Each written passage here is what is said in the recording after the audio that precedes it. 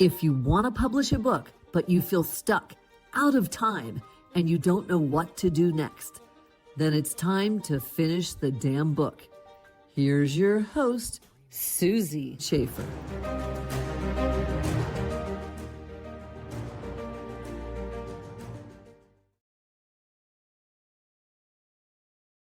Welcome to this episode of Finish the Damn Book. I'm your host, Susie Schaefer. My guest today is Bob Vajgrt, author of The Story in Your Head and the children's book, Along for the Ride.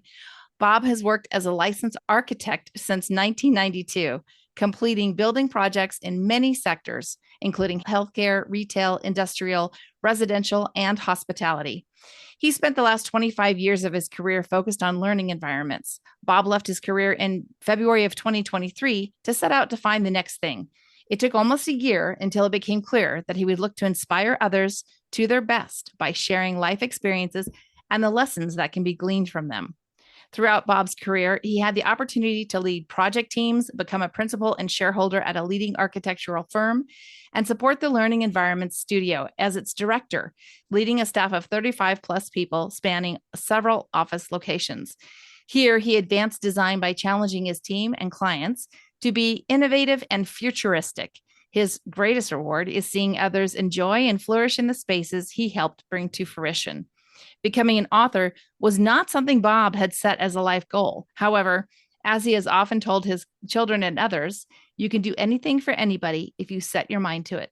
All it takes is setting a goal, expending effort, and never giving up. Bob continues living that mantra and accomplishing more than he ever would have imagined. He firmly believes in the words of the great Jedi Master Yoda, do or do not. There is no try. Welcome, Bob.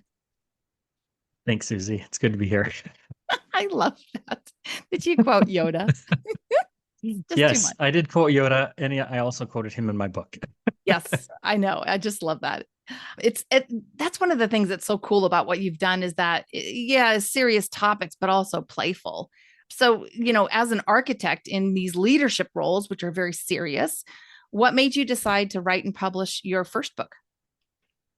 Well, it was interesting. After moving into the role of leading our learning environment studio and being a project manager for probably about 15 years or so leading up to that point, there were things missing. Like I would look at books on leadership and project management, and they were all very kind of textbook style. They talked about the tools that you should use and the way you should keep track of things and the reports you should keep and things like that. But what I found missing was more of the soft skills, the personal, how do you manage people? How do you lead people? And I had mentioned this to the person that was our marketing person at the time for our learning environment studio. I said, someday I should write a book about this. And I thought, yeah, I should. So, fast forward to February of 2023 when I stepped away from architecture, and Megan Kochi, who was the person who I had talked to years before, reached out. She sent me a note and she said, hey, maybe now that you've got this newfound time on your hands, you'll write this book that you've always talked about. And I thought, yeah, I should do that. Well, I just kind of put that on the shelf, in my brain for a few months. And I started to look through my computer and my old written notes to see what I had written, because I had written some things down and I found nothing. So I just started writing, not really knowing what I was doing, pasted things up on my wall, different topics. And I got to a point and I thought, this I think is going to be serious. And Megan Kochi had reached back out to me and said, hey, if you ever want to talk to anybody. So she got me in contact and I talked to Jim Schneider, who wrote a book, Fence Bat, excellent book. He gave me some tips and the rest is written, I guess, at this point. But yeah, that's how I got into it. Yeah. And that's how you found me, was through Jim. Right. Yeah, exactly. Jim. Yeah. So, book writing it is the easy part, and I'll probably say this again, but having a team of people that can help you navigate all of the things that you don't know really is important. And that's, I think, what really pushed me to get this thing published and get over the top of everything. Once the manuscript is done, then what do you do with it? That's when you need these people like you, these experts that help you edit it, get it out online, get all the things that need to be done together. But yeah, the gym was definitely a key component in making that happen. Yeah, and you're right. I would never recommend trying to embark on that journey alone because it's too overwhelming. And that's what gets a lot of people stuck. And what changed for you regarding your author journey? Did you have any aha moments during the process of writing and publishing? Well, so as I was writing, I often would say to my wife and others, I've got 10,000 words written, but I don't know if they're good words. And so talking with Jim and talking with other authors kind of along the way, I had mentioned that same thing to them. And I kept thinking to myself, is my book worth publishing? Is the story worth telling? And what I heard time and time again was every story is worth telling. Just tell your story. And so I didn't concentrate on the words as much as, a number, but it was showing me progress. And then talking to you, kind of thinking about the content of the book and how many words it should be, that helped me kind of focus a little bit more as well. But that was the other thing, the focus. I often heard when you're writing a book, stay laser focused on what your message is. And I can tell you that oftentimes that ebbed and flowed. I'd read a section, I'm like, what am I talking about here? And then I have to get laser focused again. But those were really the couple of things that helped me, that were those aha moments of, yes, my story is worth writing, regardless of, what was going on in my head. Regardless of the story in your head? The story in my head. Exactly. That's exactly right. I love that. Yeah. Yeah. Sometimes we have to get out of our head. And this is why I love your Hmm. book and I love the title so much because the story in your head often is really not what's really going on. And we have to sometimes take a closer look at that and maybe set that to the side and say, maybe I can frame that differently. Yeah, exactly. Yeah. Yeah. And when I set out to write the book, it was funny because I remember the first time we spoke and you said, "What's your expectation with your book?" And I said something to the effect, "Well, I don't plan on selling any copies." And you laughed and said, "Well, you probably do a little better than that." But, the bottom line intent was to tell the story and not necessarily have a million selling copies of the book. If it can help a few people in their life's journey and leadership and project management and self-discovery, then it's worth it. Yeah, absolutely. So let's talk about larger than life. You and Dawn, your wife, created this organization. What would you like our listeners to know about larger than life? Well, so there's a story that goes with it. Years ago, when our family would go on road trips, we played a game, and it was larger than life. We would look for things that were larger than life. There's a cow, and I forget what it is now. It's a Holstein cow in Salem, North Dakota, and it's huge. That's larger than life. Or the gigantic purple spoon that's out the east entrance of Glacier Park. That's larger than life. So we would play this game for years and years and years. And we got to the point where I'm going to write this book. Now we've got to create a company, an LLC, that we can publish this under. And I started thinking, what should the name of the company be?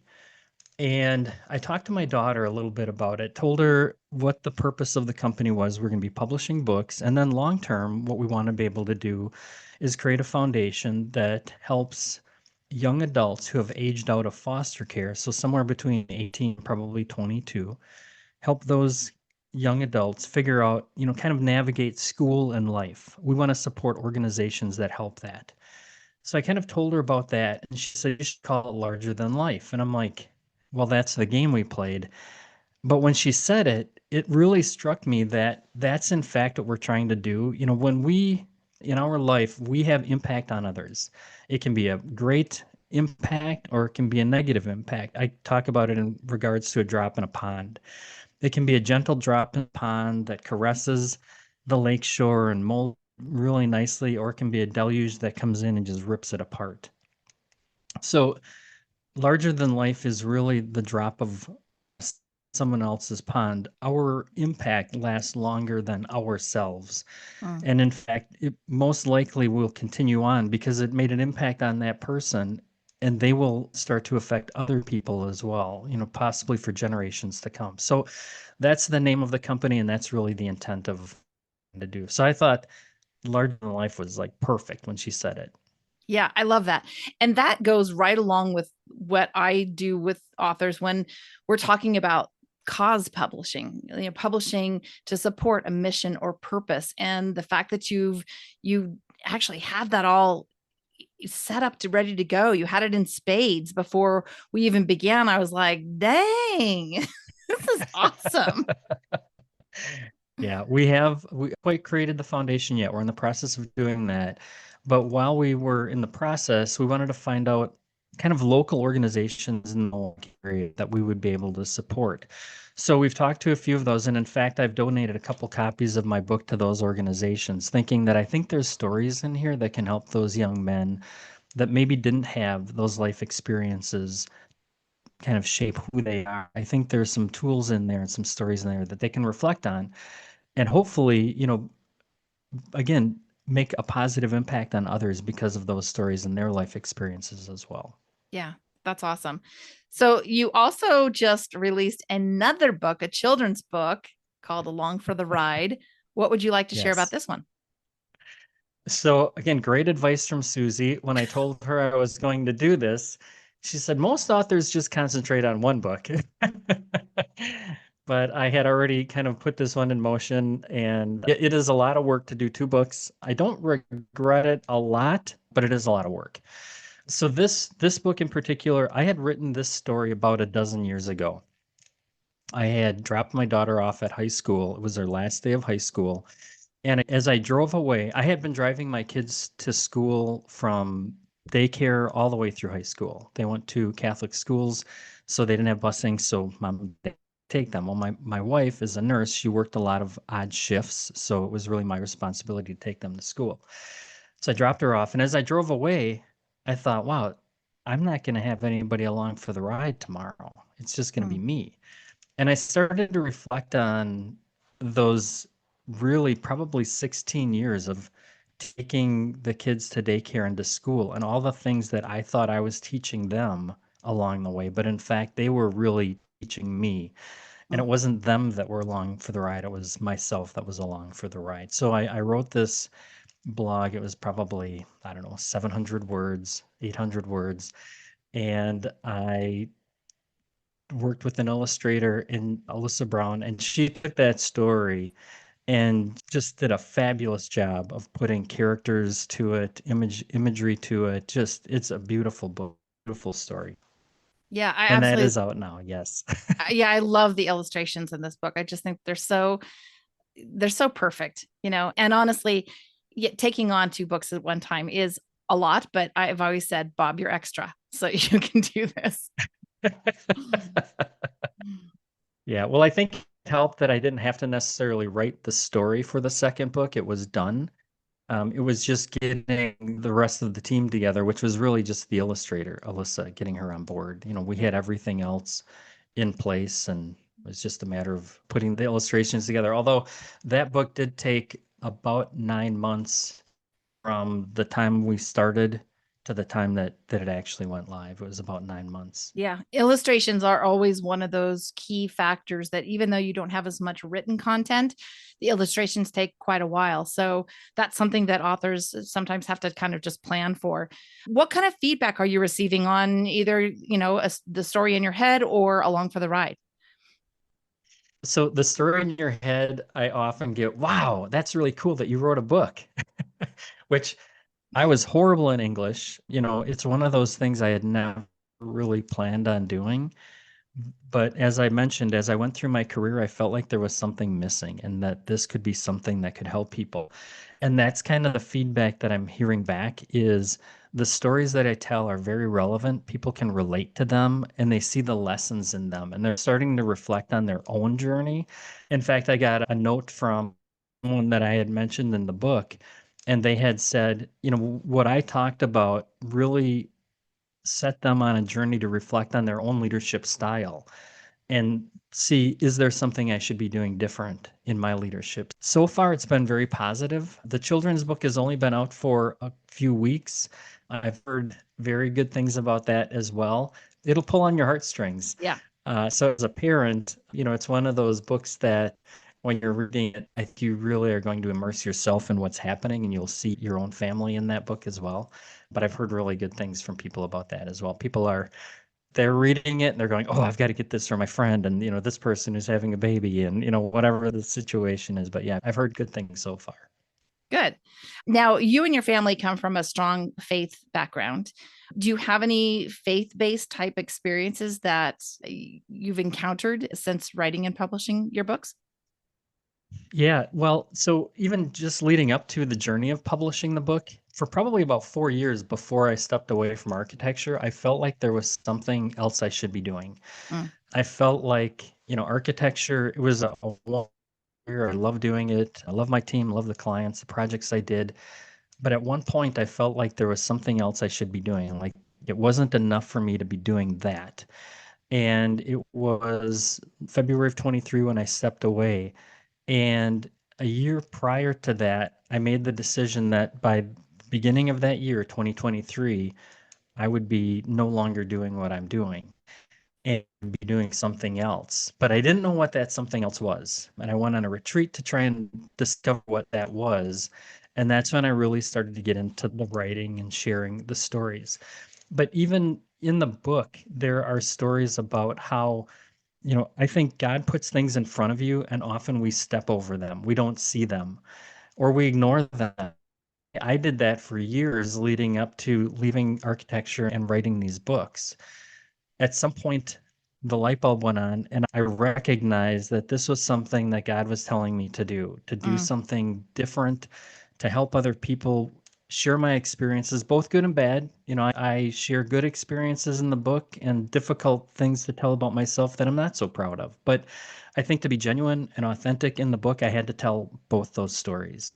And even had a conversation, I think, with Lisa Shrewsbury, the editor, even just talking about, can I talk about my faith in this book and how it helped me? And she said, I told her, I said, I feel if I don't do that, I won't be authentic to who right. I am. And she basically said, yeah, you need to do that if you feel that strongly about it. So yeah, there are stories in there that do have kind of that faith-based story to it. But I think again, even if you don't necessarily go to church or believe, I think, or have a different religion, I think the story is relevant regardless of what your belief is. Yeah, I completely agree. And I call those little things that from God that you step over, I call those nudges. And sometimes when we don't listen to the nudges, we get a shove, right? And so it's like, oh, the rug gets Yeah. ripped out from under you, the job goes away. It's one of those really scary moments, but it's because you weren't listening to the nudges all along, which Yeah. kind of takes me into our next topic. you know, we also can call that intuition, right? Because we allow universe, God, whatever your frame of reference is, to speak to us through our intuition and give us those nudges. When was a time when you maybe did or didn't listen to your intuition, and how did that impact you? Well, so writing the book, there were a lot of things that, again, I started to go in different directions and it felt like it was unraveling at certain points in time, actually. It's kind of like architecture and designing a building. You can throw so many things in a building and into the design, so many colors and finishes that it becomes kind of unrecognizable or Yeah. very gaudy and just too much for you to kind of take in. And the book was kind of getting to that point, and I needed to step back. And that's again when Lisa really helped me kind of focus. But it was that intuition of the architecture background in me saying, okay, pencils down. I have to stop adding things to the book and start to clarify things. That one of those kind of aha moments too, where it was like, there's too much going on here. I need to really focus and pare it down and only focus on the things that are important. So those were some of the things that I started to kind of get that gut feel that something isn't quite right here and I needed to change it up a bit. Yeah, and I agree with the pencils down. That's one of the things that I think so many authors, they just want to pour themselves into the book, and sometimes less is more. And so you have to know, when do I stop self-editing? When do I put the pencil down? Because Otherwise, it just becomes more of a mush. And we don't Right. want Yeah. goulash for your book, right? Right. We want it to be very fine tuned and easy for the reader to follow. And that's why we trust our editors so much, is because they all do such a great job in making sure that, yes, we do have that. We keep you in the lane that you're supposed to be in for that particular book. And it was interesting because after I started to focus like that, we had a conversation, Lisa and I, about certain sections. And she would say, maybe save that section for another book. Mm. There's a lot that you could expand on that. And I'm like, oh, I didn't even think about that. But so if you do have those ideas as you're developing your manuscript, but it doesn't necessarily fit or it starts to go off in a different direction, hold that aside. I have an entire document. Again, it's words. It's, I think, 3,500 or 4,000 words that are just ideas that I didn't get in this book. Mm. So, I think there's things in there that potentially could be something else, but yeah, just jot those ideas down and save them for later. Yes, because I always say books are like tattoos. Like once you've written a book, you kind of like do another book, right? And then you do it, and you're already got two under your belt. So I definitely see that there's more books in the future for you. I would love to see you do a faith-based book, Bob. I would love to see that from you, because I think, being that you have a project manager mind, right? You're really good at being able to kind of flush things out in that way and make it make sense. But now that you've published a nonfiction, plus you've done a children's book, I'm like, okay, now let's talk about your faith. Let's talk about where you come from. How has that changed? How did you, what are the values and things that you raised your children with? Like, I feel like and especially in these times, because I think in particular, there's a lot of men that are feeling challenged with these changing times, and things are challenging and difficult. And I think men are looking for other men who can speak out and speak up about their faith, about their spirituality, and all those things, raising kids, being a father, being the breadwinner, having two people in a household, mom and dad, who have careers. How do you deal with the kids stuff, right? There's so much there. And I feel like you would be a great person to share your perspective. Yeah, when we talked about the title of the book, that was something, Susie, you and we talked about. I had idea, and then we were on a phone call, and you're like, "How about this? How about the story in your head?" Which is one of the section names in one of the chapters. I mean, the stories at the end, when I talk about lessons learned, there are a couple in there where things happen for a reason. You're put in a place for a reason. And the story in your head may be, oh man, this is not good. For instance, in February of 20, so if you can think about what was happening at that point, my wife, I was going on a trip to Dallas. I was going to be getting on a plane and flying. My wife, being a nurse, was like, hey, you need to, take a mask along. You need to take sanitizing wipes along, wipe everything down, do all these things because this disease is around. So I took some of the things along plane and I didn't do any of it. And in the middle seat, I'm Such a in the middle rebel. seat and there was a woman. Yeah, I know. There was a woman on my right-hand side at the window seat and another gentleman on the left-hand side. And the woman next to me, she was sniffing and her nose was running. And I thought, oh boy, I'm sitting next to, victim of COVID and I'm going to get it and it's not going to be a good ending. That was the story in my head. Shortly after that, a little thing of Kleenex on her table and said, if you need a Kleenex, there's some here. And she said, well, thank you, but a couple minutes later, she started to tell me why she was going where we were going. We had a stop in St. Louis, and she was closing on her father's house. He had just passed away Mm. at the end of the previous year. But, the story in my head all of a sudden flipped from concerned about me being more concerned about her. And I think when you talk about faith-based and the things that you can learn in life, those are the lessons when you see something happening and the story in your head is telling you to stay away. In reality, you probably need to go and help that person Yep. do some, be there for that person. And I think though I share a couple of stories like that in the book. And again, being able to recognize those and maybe getting a little bit out of your comfort zone and trusting that this is something I should be doing. But that's a good idea. Maybe I'll think about that one. Well, and I think it's interesting too that when we shift our perspective from me to we, it changes everything. And it does change that story in your head. I've witnessed that myself so many times. And that's part of where I think, using your intuition and being considerate and asking the person, are you okay? It goes a long way. So, as you know, I also read cards. And so I would love to pull 3 cards. Are you up for that? Yes. Okay, and we're going to frame this. We want God source to come in today. We want God source to come in here and say, what is the message that our listeners need to hear today based on my conversation with Bob and all the good work he's doing in the world? Okay. So this one is a 25 card. So 25, 2 plus 5 reduces to 7. 7 is the number of God. It's the number of spirituality, faith, right? And so this card is round and round, and it shows a seashell that has, and actually seashells, all of nature is part of the Fibonacci sequence. Okay. So, which is 369. It's that everything is in perfect order as created by God. Okay. And so what this shell is telling us is sometimes we go round and round, and it very much is related to the story that's in our head. Like sometimes you have to give it up to God, have faith, have trust, surrender, and let go of the patterns, the systems, the behaviors, the stuff that is keeping you stuck. Like get out of that place of fear and get into trust is what I'm really getting from that.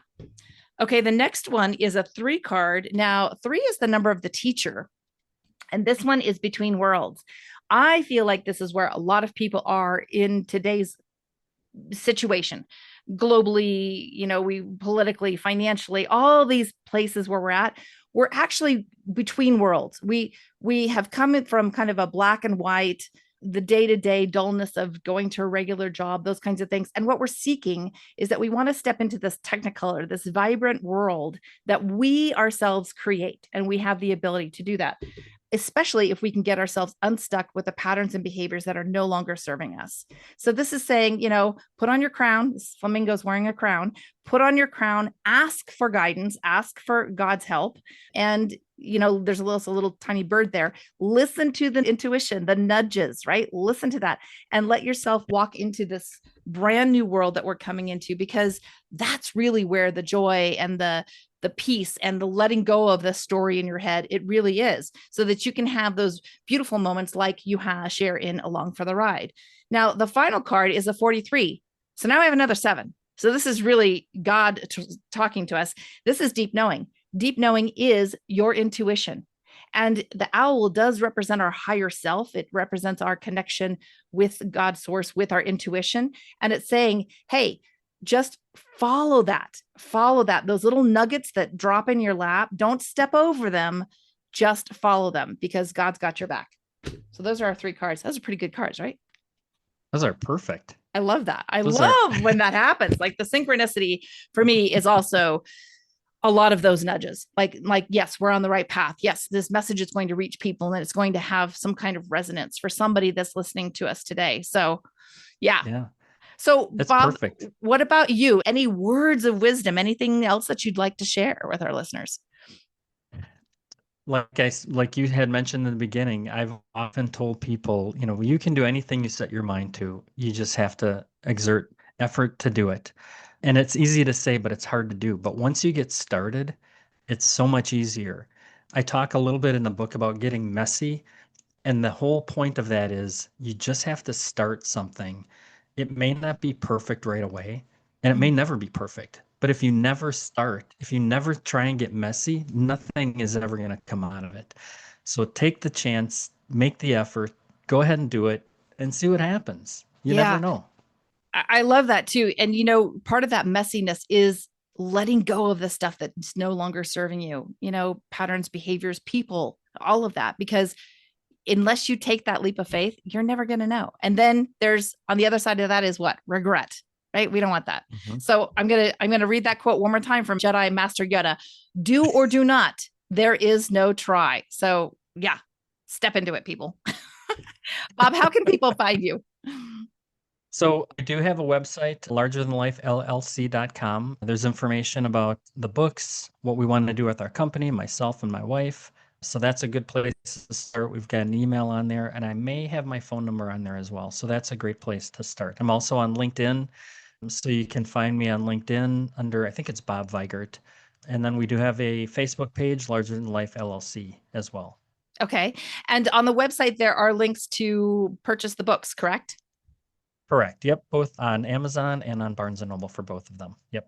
Okay. And I noticed that you're wearing a really cool shirt that is larger than life. So you have swag on the website too. We do. We haven't quite figured out how to market those yet and sell them, but we're working on that as well. A lot of balls in the air with the 2 books and the book launches and just trying to get everything in order. That is something that we do want to have, though, as some merchandise. And again, we're hoping that the books and the merchandise eventually help support a foundation where we can support organizations that help those young men and women that we talked about before. I love that so much. Bob, thanks so much for being here today. And I will let you know when this episode drops. Super excited about all the good work that you're doing. So thanks for being here. Yeah, thank you, Susie. I appreciate it. And I truly appreciate all the help that you've given me in getting these books published. It could not have happened without you. It's been my pleasure. And if you found this interesting, I encourage you to join me for the next episode and be sure to subscribe. Every week, one lucky listener who subscribes and posts a review on Apple Podcasts or iTunes will be entered into a drawing for the grand prize, a private VIP day with me, valued at $25,000. So be sure to subscribe and post a review. Until then, keep on writing so you can finish the damn book. We'll see you next time. So that's it for today's episode of Finish the Damn Book. Head on over to wherever you listen to podcasts and subscribe to the show. One lucky listener every single week that posts a review on Apple Podcasts or iTunes will win a chance in the grand prize drawing to win a $25,000 value private VIP day with Susie Schaefer herself. Head on over to finishthedamnbookpodcast.com and pick up a free copy of Susie's gift. And join us on the next episode.